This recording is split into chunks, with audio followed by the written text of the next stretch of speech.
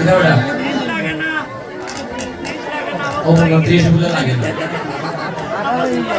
কেমন চুল পাকি যায় আগে আগে হ্যাঁ খালি চুল পাকে কি দাঁতও পড়ে যায় হ্যাঁ এটা হওয়ার কারণ কি যে ভজন রাজ্যে যাইতে পারতেছে না বলে আর এটা কথা হইল আমার বোনেদের উদ্দেশ্যে আমার দাদা ভাইদের উদ্দেশ্যে আপনারা দীক্ষা নিছেন কারা কারা দেখি একটু হাত তুলেছেন দীক্ষা যারা যারা নিছেন এই আসলে তো প্রায় বোনেরাই দীক্ষা নিছে না একটা কথা জানেন নি অদীক্ষিত অবস্থায় যদি কোনো ভূম ঠাকুর ঘরে গিয়ে ঠাকুর সেবা করে এক গ্লাস জল যদি ভগবানকে নিবেদন করে সেটা পুত্র সমতুল্য হয়ে যায় তো ধর্ম করার কি অধর্ম হয়ে যায় না হ্যাঁ আমার কথা মনে রেখো আমার কথা বলো কান্দে তো ভাই ভাই আমারে ভাই ভাই নিছে তারপরে তাহলে অতমাত পাত হয় কৃষ্ণ প্রেমানন্দে এই একটা জ্বালা কীর্তনে গেল হ্যাঁ এরপরে কত ফাল্গুন মাস নতুন বউ নতুন জামাই বিয়ে কালে বলবো দেখতে সুন্দর রামতে পারেনি এই যে একটা জ্বালা রাম রাম রাম ও মায়েরা হ্যাঁ কিতা কইতা গল্প করে না শাস্ত্রে বলেছে কইতাম নি রাগ করবাইনি এক জায়গায় যদি 10 মা হয়ে যায় এটা বাজার হইল আমি এই ভক্তদের সাধুকে আমার লক্ষ্মীপতি মায়েরা এটা আমার ভুলে রাখো অদীক্ষিত অবস্থায় কেউ যদি ভগবানকে একটা ফল নিবেদন করে আজ থেকে ঠাকুর করে অদীক্ষিত অবস্থা ঠাকুর সেবা দিতে যাইও না সংসার ধ্বংস হয়ে যাবে আস্তে বাবা সংসারটা ধ্বংস হয়ে যাবে পরিবারে শান্তি নামক কোনো বস্তু থাকতো না আমি বিদুষন্ত হইয়া দিলাম এটা আমার মুখের কথা সাবধান যার মূল ঘরে বেজাল তার বৃন্দাবনে বেজাল যার ঘর ঠিক নাই তার বাইরেও ঠিক নাই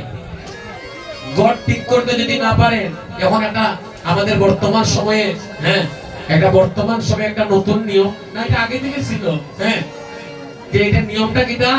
যে নিয়মটা হলো বিয়া না করিয়া দীক্ষা নিতে পারে ঠিক বা কাকা এ কথাটা ঠিক না নি বিয়ার পরে বলে দীক্ষা নিতে হয় তখন শাস্ত্রে বললো তুমি যে বিয়ে করবে একটা মেয়ে অধিবাসের ঠিকানা যখন দেওয়া হয় হইতাম না হইলাম তো মন দিয়ে শুনবেনি আচ্ছা যখন একটা মেয়েকে একটা ছেলেকে অধিবাসের ঠিকা দেওয়া হয় ওই সময় থেকে ছেলেটা আর কোনো আমিষ আহার করতে পারবে না ওই সময় থেকে তাকে বিষ্ণু পুরুষ বানানো হয় ব্রাহ্মণ ঠাকুর মন্ত্র দ্বারা তাকে দেহটাকে শোধন করে দিয়ে বিষ্ণু পুরুষ তৈরি করে দেয় তুমি যে বিষ্ণু পুরুষ হইতাই তুমি যদি অদীক্ষিত তাগত হইতে পারবাইনি গো হ্যাঁ আচ্ছা তো কইলাম ঠিক তো সে তো বাসি বিয়ার করে খাওয়াই নাই কইতাম নি বাদে আর আনতাম নাই কা হাসা মাতি যদি সত্যি কথা যদি হওয়া যায় তাহলে আর কেউ কীর্তন আনতাই না হইবা এই কীর্তনের দরকার নাই এটা বালা নাই তাহলে অনেক সময় সত্য কথা আমরা সাফাইয়া যাই কি যাইলে বাবা সংসার চালাইতাম পারতাম না কৃষ্ণ প্রেমানন্দে এখন দেখে শাস্ত্রে সুন্দর করে কইছে অদীক্ষিত অবস্থায় কোনো মেয়ে শব্দ প্রদক্ষিণ করিয়া তার স্বামীর গলায় মালা দিতে পারবে না কারণ ওই মালা গ্রান্টেড হবে না তাই তো দেখবেন বিয়ের পরে 6 মাসও যায় না লাগতেছে লাগিয়ে গেছে মারামারি কেন আমি আমার দেহটাই তো শুদ্ধ নয় তাহলে স্বামী স্ত্রীর সম্পর্ক সুন্দরই তো কিনা এখন স্বামী স্ত্রীর সম্পর্ক ভালো আসেনি হইল হাসামাত বাতিল হাতে গোনা 2-1টা করে দেখা যায় আর নাইলে খালি মতের অমিল হ্যাঁ এটা হওয়ার কারণটা আগে তুমি মেইন জায়গাতে যাও ঘুরিতে যাও আমার শুরুতেই বেজাল কিন্তু আমার সংসারে বেজাল থাকবে তাই তো মহাপ্রভু জগৎবাসীকে দেখিয়ে গেল যে দীক্ষা নাও আর কৃষ্ণ প্রেমে প্রেমিক হয়ে স্বামী স্ত্রী দুজন মিলে সংসারকে স্ত্রীকে একজন স্বামী তার স্ত্রী হলো একজন স্বামীর ধর্মের সহায়ক তাই তো বলে তাকে সহধর্মিনী ধর্মের সহায়ক তাই লক্ষ্মীপতি মায়েরা গো এই যে বোনেরা যদি কোনো বোন কোনো মা কৃষ্ণ ভক্ত হয় একটা পরিবারকে কৃষ্ণ ভক্তিতে রূপান্তরিত করতে পারে হরি বল। এই একটা তত্ত্ব মনে পড়ে গেছে বইলি আমি আসনা দেই ভাই গিয়া আমি ঠাকুরের দিকে গান গাইতাম এই জায়গাটাকে কি একটা সুন্দর হয়ে দি ভাই ভগবান যেন আমি দেখতে পাই। হ্যাঁ হেমলতা অদ্বৈত প্রভুর মেয়ে হেমলতা বিয়া হইছে যদুনন্দন বিয়াদের সাথে পাখির মাংস বাজারে বিক্রি করে একটা দেখাইছে কাকা আমি কইব না রে বা কাকা দমক দিও না রে বা রাগ করিও না আমি তারা কইব না হরিবল দাদা ভাইয়েরা আমার এই যে আমার ভাইয়েরা তারা আমাকে ভাই বলে তো মনে করেন হরিবল ঠিক আপনারা যদি আমার সুযোগ না দেন তাহলে আমি আর যাওয়ার জায়গা আসেনি এমন ভাবে আমরা কীর্তন আসরটাকে আমরা গড়ে তুলি যেন ওই আসরে শুধু প্রেম পরিশ্রম হয় হরিবল। একটা কথা মনে রাখবেন আপনারা ঠাকুরকে কখনো পিছন দিক দিয়ে দাঁড়ানো যায় না না ঠিক তাহলে ভাইরা অদ্বৈত প্রভুর মেয়ে হেমলতা বিয়ে হইছে যদুনন্দন বিয়াদের সাথে এবার স্বামীর বাড়িতে গিয়ে দেখে হেমলতা যে বাবার বাড়িতে ঠাকুরঘর ছিল ওই বাড়িতে ঠাকুরঘর টাকা তো দূরের কথা একটা তুলসী বৃক্ষও নাই। স্বামী যদি কৃষ্ণ ভক্ত হয় স্ত্রী হয় অভক্ত আর স্ত্রী যদি ভক্ত হয় স্বামী যে অভক্ত কারণ কৃষ্ণ ভক্তের কপালে খালি দুর্গতি। কৃষ্ণ ভক্ত যে তার ঘরেও জ্বালা তার বাইরেও জ্বালা কৃষ্ণ ভক্ত যে তাকে ভগবানে তো পরীক্ষা নেই আর যে কৃষ্ণ ভক্ত নাই তারে ভগবানে কোনো যন্ত্রণা দেয় না। ওই জাগতিক জগতের সুখ তোমার এই জগতে তুমি সুখ পাও আর যারা কৃষ্ণ ভক্ত এই জগতে আমি তারে কষ্ট দিব আর শেষের দিনে আমি তারে হাত ধরে পার করে নিয়ে যাব। এখন হেমলতা অষ্টমঙ্গলা চিন্তনী অষ্টমঙ্গলা কারে বই বলছে কারে বই অষ্টমঙ্গলা জানো না? ফিরা যাত্রা তোমরা দেশে গীতা কর জয় নিতাই আমার অত্যন্ত প্রিয় বাজন আমার অপুদা আমার বড় ভাই আমি এখানে কীর্তন করতেছি শুনে নবীগঞ্জের মাটিতে আমার একটা আশ্রয় আমার অপুদা আমাকে দেখার জন্য আসছে ওনার বন্ধু বান্ধব সবাইকে নিয়ে এই আসলে আমার বাবা নেই এই জগতের সকল মেয়ের জীবনে একটা বাসনা থাকে যে স্বামীর বাড়িতে গিয়ে নিজের বাড়িতে গিয়ে যেন একটা ঠাকুর ঘর পাই যেখানে বসে গোবিন্দ সেবা করতে। এই বাসনা আছে না গো বোনেরা না? স্বামীর হাতে টাকা বসে হইতো এটা ঠাকুর ঘরের তো দরকার আছে কি বলো? হ্যাঁ এই বাসনা রাখিও ভরে রাখো কখন গেল হইতো একটু বুঝে কখন যাই দেখতাম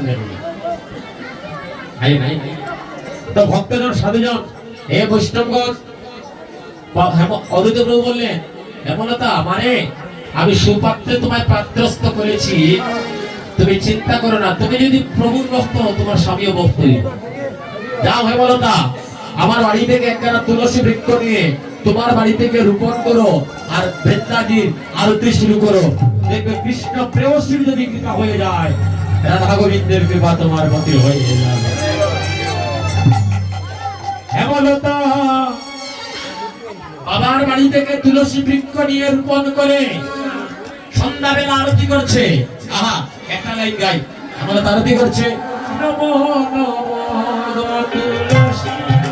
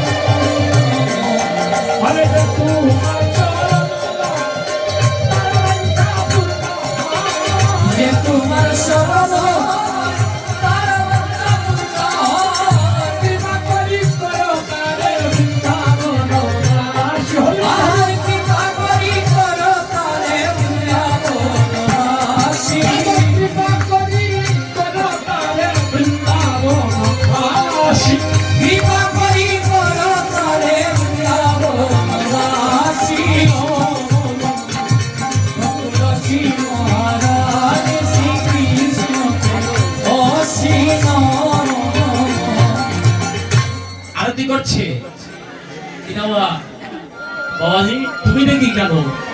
জয় নিতাই আমার বাবাজি যে গান যাবেন দেওয়া বাবা বউ গানের ধ্বনিতে মনে হয় ঘুমো আসলা উঠিয়েছে। কৃষ্ণ প্রেমানন্দে যদুনন্দন বিরাট আসিয়া দেখে তার স্ত্রী গাছের পূজা করে, তুলসী বৃক্ষ আর চিনে না। এমন হয় গাছের পূজা করে আমার স্ত্রী পাগল হয়ে গেছে, লাথি মেরেছে, লাথি এক লাথি মেরে তুলসী বেদিটা ভেঙে দিয়েছে। হেমলতা কাঁদতেছে।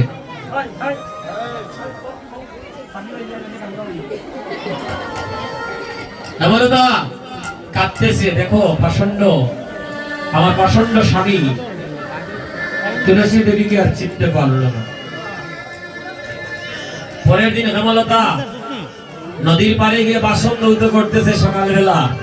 বাসন ধৌত করে আর মনে মনে চিন্তা করে বাবার বাড়িতে এই সময়ে আমি গোপাল সেবা করতাম, আস্তে আস্তে আমি গোপাল সেবা করতাম। এখন স্বামীর বাড়িতে আসিয়া তো আর এই কর্ম হয় না। এখন হেমলতা চোখ পুজে ফেলেছে, বরটা চলে গেছে বাবার বাড়িতে। এখন ঠাকুর সেবা করতেছে, ঠাকুর ঘরে গিয়ে এক বাটি গরম দুধ দোহা উঠতেছে, আর সেই দেখুন অন্তর দিয়ে ভগবানকে সেবা দিচ্ছে নদীর পাড়ে বসে। তখন ফু দিয়া ঠান্ডা করে, এদিকে নদীর পাড়ে খালি হাতে ফু দেয়। যদুনন্দন বিরাট আসিয়া দেখে তার স্ত্রী খালি হাতে খালি ফু দেয়, আর মনটা যে বাবার বাড়িতে চলে গেছে সেই দিকে তার যদুনন্দন বিরাট